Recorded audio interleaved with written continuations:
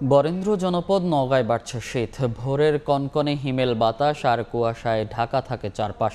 শীতের আরো খবর জানাতে নওগাঁ শহর থেকে সরাসরি যুক্ত হচ্ছেন রিপোর্টার এমআর রকি। শেষ সপ্তাহ থেকে কিন্তু এই জনপদের উপর দিয়ে হালকা যে শীতের ধকল তা শুরু হয়েছিল। বর্তমানে এই শীতের তীব্রতা আস্তে আস্তে বাড়ছে এবং আমরা গত 2-3 দিনের যে চিত্রটি দেখছিলাম, এখানে কিন্তু তাপমাত্রার 13 থেকে 14 ঘরের নিচে নেমে এসেছে এবং তাপমাত্রার সাথে কিন্তু এই মুহূর্তে মৃদু বাতাস, যে বাতাসের কারণে কিন্তু হিম বাতাসের ঠান্ডার যে ধকলটা তা কিন্তু এই জনপদের মানুষকে এই মুহূর্তে খুব উপলব্ধি করতে হচ্ছে এবং বেশ কষ্টের কারণ হিসেবে তারা দেখছেন। আসলে বিগত দিনগুলোর যে রেকর্ড তা হলো যে এই জনপদের উপর দিয়ে যে শীতের তাপমাত্রা এবং শীতের যে ধকল তা কিন্তু তীব্র থেকে তীব্রর দিকে যায় এবং এবারও কিন্তু একই চিত্র আমরা দেখছিলাম যে নভেম্বরের পরবর্তী ধাপে ধাপে কিন্তু তাপমাত্রা নিচে নেমে আসছে এবং তাপমাত্রা যত কমে আসছে ততই কিন্তু ঠান্ডার যে প্রকোপ এবং এই ঠান্ডা এই জনপদে কিন্তু এক ধরনের নিরানন্দ বলা হয়ে থাকে।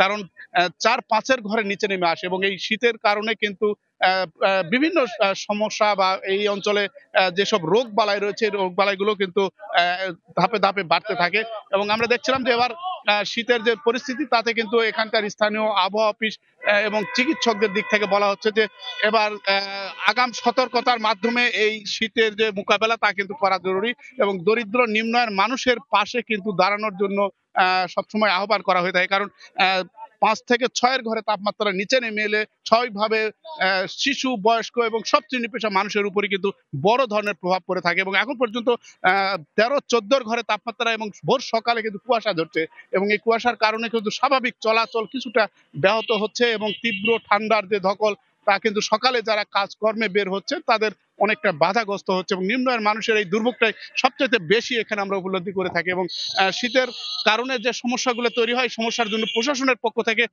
যে প্রস্তুতিটা নেওয়া দরকার। এবার জেলা প্রশাসন বলছে তারা প্রায় 60,000 গরম কাপড়, বিশেষ করে কম্বল জাতীয় এই কাপড়গুলো কিন্তু প্রান্তিক পর্যায়ে উপজেলা লেভেলের বিভিন্ন তৃণমূল মানুষকে সরবরাহের জন্য প্রস্তুতি নিয়েছেন। এখনো পর্যন্ত তারা এই সরবরাহের জন্য চেষ্টা করছেন। তবে এবং এই জনপদে এই মুহূর্তে শীতের কারণে আগাম যেসব রোগ বালাই হয়ে থাকে, শিশুদের ডায়রিয়া, নিউমোনিয়া, পেটের পীড়া এবং বয়স্কদের শ্বাসকষ্ট, এই রোগগুলো থেকে পরিত্রাণের জন্য চিকিৎসকরা আগাম সতর্ক বার্তা যে প্রচারণা তা কিন্তু চালিয়ে যাচ্ছেন। সব মিলে শীত কিন্তু আরো বাড়বে এমন কথাই বলছে স্থানীয় আবহাওয়া অফিসের পক্ষ থেকে।